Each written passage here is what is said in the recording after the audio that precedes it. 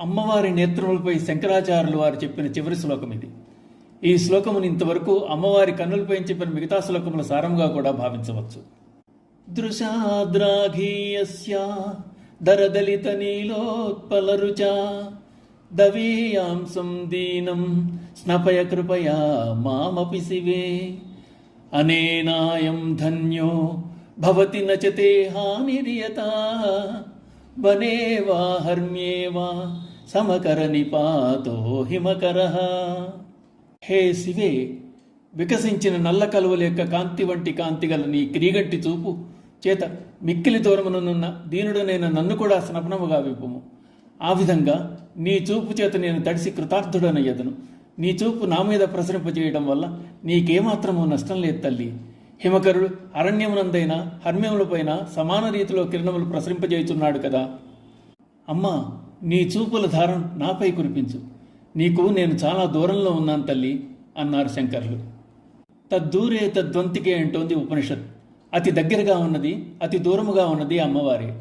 భౌతిక విషయవాంఛలే సత్యమని బ్రతుకుతున్నవారు, అహంకారంతో ఉన్నవారు పరతత్వానికి చాలా దూరంగా ఉన్నట్లే. భగవంతుడు అహంకారాన్ని హర్షించడు. అహంకార విద్వేషి ఈశ్వరుడు. లోకం కాక లోకేశి మీద దృష్టి ఉంచాలి. ఆ తల్లి ముందు దీనత్వం ఒక్కటే అర్హత. అందుకే శంకరులు దీనం అన్న పదాన్ని వాడుతున్నారు. అహంకార రాహిత్యం అంటే దైన్యం. భగవతిని చేరదలుచుకున్న వారికి దైన్యము ధైర్యము రెండూ అవసరమే. దైన్యం అహంకార రాహిత్యం, ధైర్యం అమ్మ అనుగ్రహిస్తుందన్న ధీమా. భక్తికి కావలసినవి ప్రధానమైనవి ఈ రెండే. దూరంగా ఉన్న నిన్ను నేను ఎలా చూడగలను అంటావేమో అమ్మా. ఎంత దూరమైనా ప్రసరించగల శక్తి నీ చూపులకుంది. సూర్యచంద్రులిద్దరూ నీ కళ్ళే.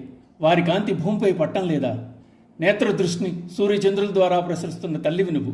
కృపాదృష్టిని కూడా ఎంత దూరమన్నా ప్రసరింపజేయగలవు. ఆ చూపులతో నన్ను పాప విముక్తం చేయి. పాపనాశనం కలిగించే శక్తి నీ చూపులకుంది అన్నారు శంకరులు.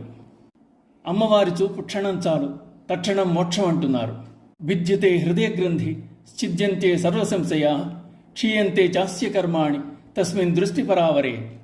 అమ్మ చూపులు ఎప్పుడూ పడుతూనే ఉంటాయి జగత్తు మీద.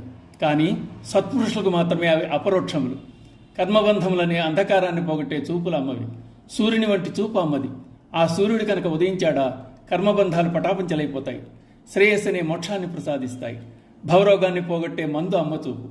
చూచువారల కృప చూచువాడు. చూచేవారిని కృపతో చూస్తుంది ఆ తల్లి. అమ్మ చూపులు ఎవరి మీద పడినా మోక్షం పొందుతారు. వారిలో పండితులు ఉన్నారు, పామరులు ఉన్నారు.